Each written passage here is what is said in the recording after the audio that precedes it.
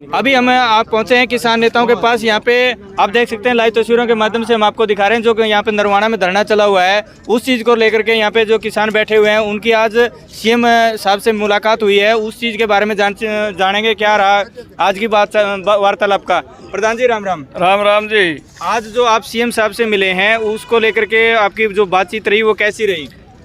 मैं बातचीत पे भी जिक्र करूंगा जी। सबसे पहले तो आपके चैनल का बहुत बहुत आभार व्यक्त करते हैं जो पूरी दुनिया देश में हमारी खबरों को भेज रहे हैं। सीएम साहब से जो बातचीत हुई है उसमें मुख्य रूप से गुलाबी सुंडी का मुआवजा का था और केवल नरवाना तहसील ही बाकी बस्ती है अपना एरिया में।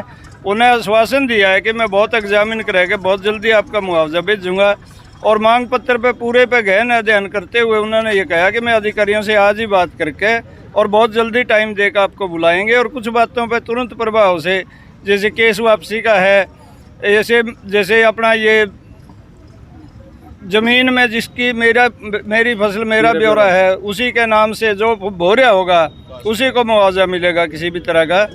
तो ये सारे मुद्दे हुए। जो किसान हमारे घायल हो गए थे दिल्ली आंदोलन में या शहीद हो गए थे, उनमें से कुछ लोगों के पैसे रहते आने 5 लाख रुपए के हिसाब से वो भी देने का उन्होंने वायदा किया है कि आप आलोक मित्तल जो CID के ACS हैं उनसे बात करके और हम जल्दी निपटारा कराएंगे। धन्यवाद। आप लोग भी कमेटी के सदस्य में थे, तो आप लोगों ने और वहाँ पे जो बातचीत हुई उसका माहौल कैसा था और इस प्रक्रिया के अंदर किसी तरह की आपको कोई हमारे जो मुख्यमंत्री हैं उनकी तरफ से कोई आश्वासन जो मिले हैं उसके ऊपर आप कितना विश्वास जताते हैं?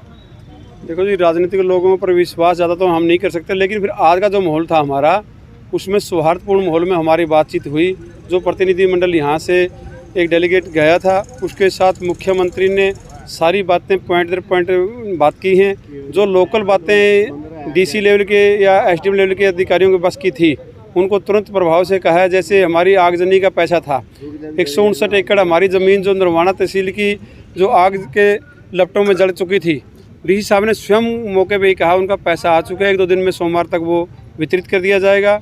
गुलाबी सुंडी की बात है, जो और बातें थी जो उनके अलावा हमारे जो 13 महीने के किसानी संघर्ष के अंदर जो हमारे 150 किसान हरियाणा के अंदर शहीद हुए थे, हमने वो बात रखी थी प्रमुखता से आधार पर मुख्यमंत्री के सामने कि जो 150 में से हमारे दर्जन भर किसान आज भी 5-5 लाख रुपए से वंचित हैं, जो नहीं मिला।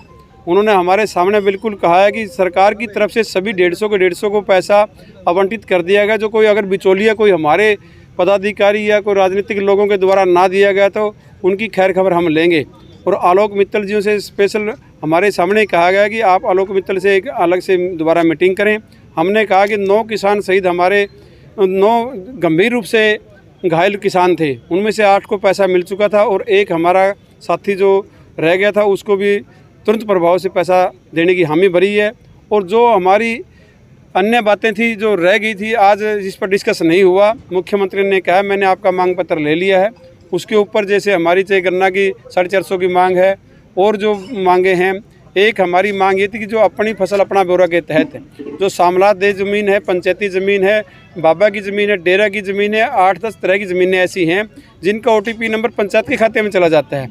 और जो सरपंच जो काश्तकार है जो ज़मीन के जिससे पंचायती ज़मीन है, भलाई पंचायती है लेकिन उस पर गिरदौरी किसी व्यक्ति विशेष की लंबे समय से चली आ रही है, वो OTP नंबर या उसका मेरी फसल मेरा ब्यौरा के तहत वो गिरदौरी वाले के नाम ही होगी।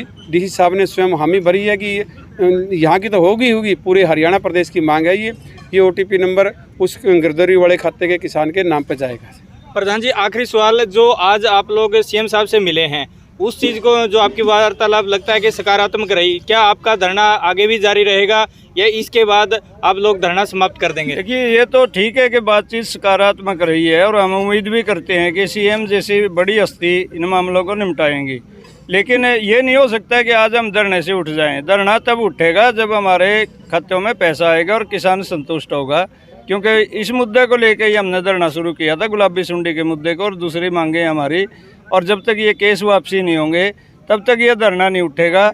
बहुत सारे हमारे बच्चे नहरी महकमा में पब्लिक हेल्थ में सर्विस करते हैं, 2-2 साल से उनका वेतन नहीं मिला, उनका वेतन मिलना, उनको पोर्टल पर चढ़ाना, ये सब मुद्दे हैं हमारे।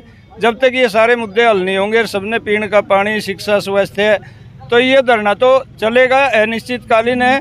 और समाधान यदि हो जाता है तो फिर हमने यहाँ बैठना है, कोई चाहो नहीं, फिर अपने खेत में हम काम करेंगे। उचाने वाला केस अभी लगातार ये धरना चलेगा और उचाने के मामले केस हैं जो वो वापस नहीं होंगे जब तक पिछली साल जो केस बन गए थे, ये धरना वापस नहीं होगा।